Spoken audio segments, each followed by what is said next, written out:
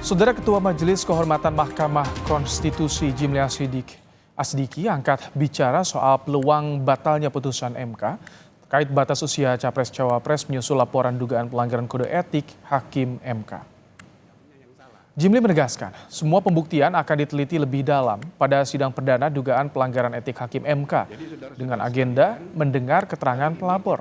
Majelis Kehormatan MK belum bisa memastikan apakah putusan MK yang akhirnya memuluskan langkah Gibran maju Pilpres itu bisa berubah atau tidak.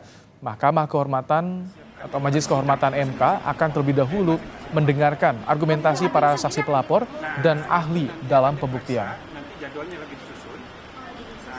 Ya nanti bisa dibahas. Jadi itu si pemohon itu pelapor itu bisa bawa ahli, ya kan?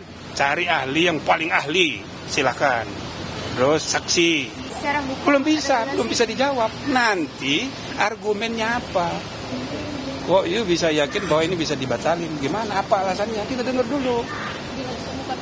Nanti saya kan punya pendapat, tapi jangan sekarang.